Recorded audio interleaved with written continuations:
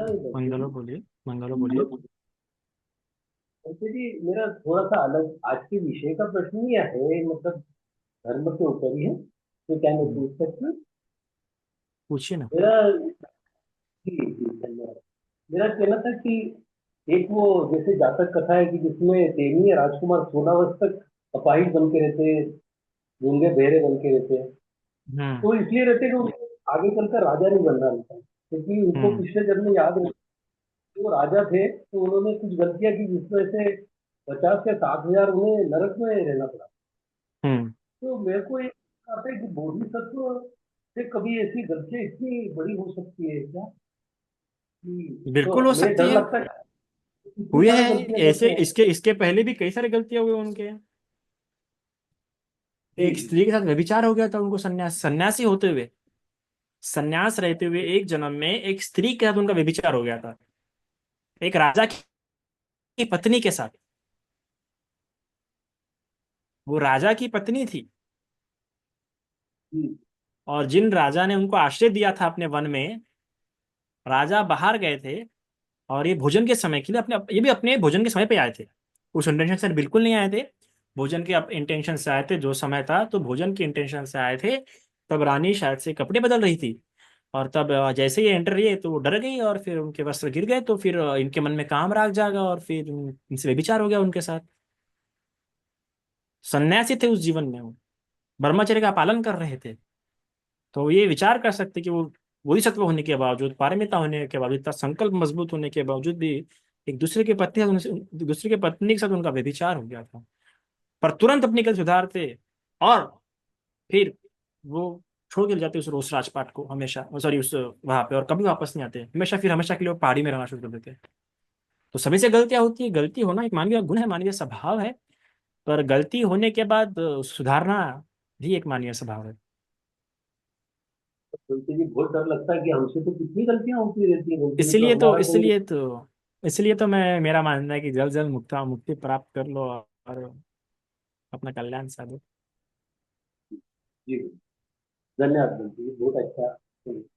Thank you. भक्ति जी, जैसे प्रवचन में आपने बताया कि जो दोषमूलक चित्त है, जो राग जो आया, किसी पर गुस्सा आया तो उसमें सती नहीं रहती।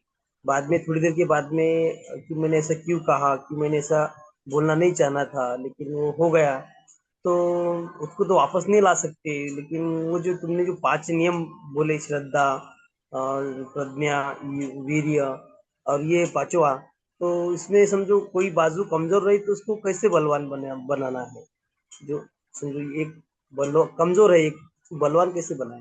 इस पे अलग से हम उपदेश देंगे, इस पे अलग से प्रवचन देंगे, ठीक है, अभी नहीं। ओके। ओके बंदी जी, ठीक है, साधु साधु। बंदी जी, एक और क्वेश्चन था। हम्म। बंदी जी, आपने एक बार कहा था कि चैंटिंग उतना वर्क नहीं करता है जब तक आपके अंदर श्रद्धा नहीं उत्पन्न होती है, तब तक। हम्म। बट मैंने आज ना यशवंती जी का प्रवचन देखा, तो उन्होंने ना मोर परित्राण के ऊपर एक वीडियो था, मैंने वो देखा। तो उन्होंने बोला वो इतना पावरफुल है, अगर आप किसी मुसीबत में भी हो तो आप वो मंत्र रेगुलर चैंट करते हैं तो आपकी सारी प्रॉब्लम फिनिश हो, मतलब एकदम से नष्ट हो जाती है। So is hmm. It true? बिल्कुल ना। तो पर रेगुलर चैंट करने के लिए क्या लगती है श्रद्धा? कोई भी इंसान रेगुलर चैंट नहीं कर सकता है ना। जिसमें श्रद्धा होंगी वही रेगुलर चैंट करेंगे। और जब आपने सुना कि मूल परित्र से हमारी परेशानी दूर होती है, और आपका विश्वास हो गया, तो आपकी श्रद्धा थी, तभी आपका विश्वास होगा, वरना बोलते हैं ऐसा कुछ भी क्या। तो श्रद्धा होंगी तभी आप चैंट करोगे, श्रद्धा होंगी तभी आप उसे बोलोगे, वरना बोलोगे नहीं। और जितनी श्रद्धा मजबूत होते जाएंगी, उतना वो चैंटिंग का जो है वो बल बढ़ता जाएगा, है ना। यस। साधु साधु साधु बंदी जी।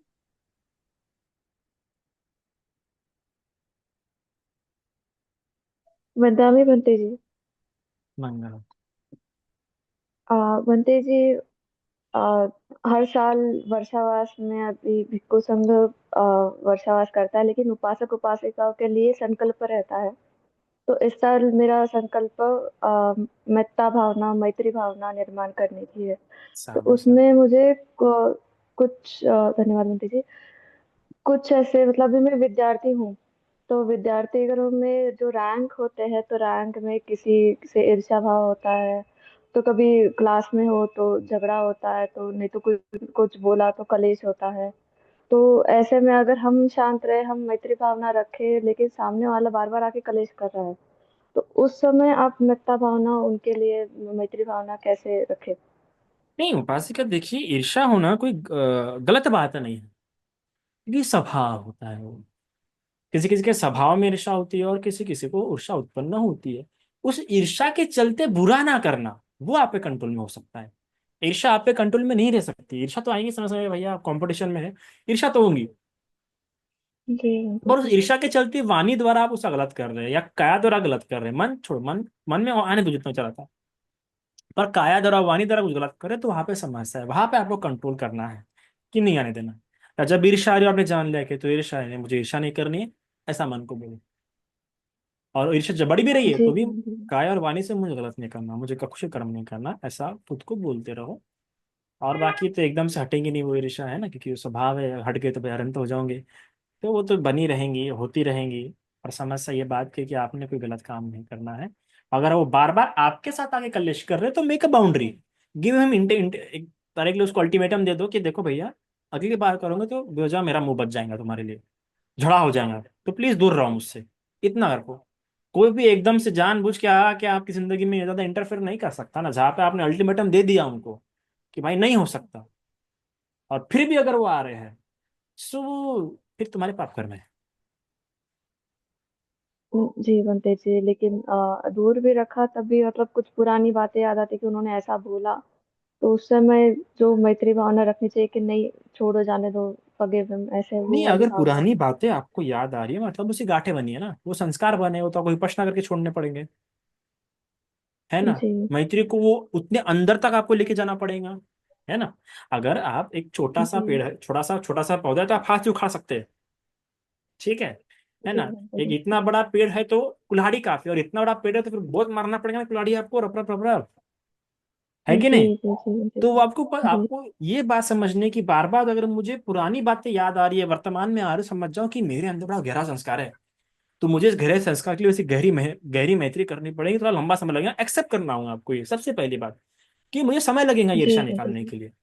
और फिर समय समय पे उसे करते रहो मैत्री, उस मैत्री को उतना डीपली, उस मैत्री में कितने प्रकार होते हैं मैत्री के, बहुत प्रकार है, और कितने अंदर तरीके से करनी पड़ती है। आप वो वही शब्द देख लो, करनीय में तक कुछ लेना, यंतंग संतंग पदंग अभिसम्य च, फिर क्या है, सक्को, उजू च सूजू च, इतना बहुत डीप है वो करनी में तो। So it is not easy, you do have to practice.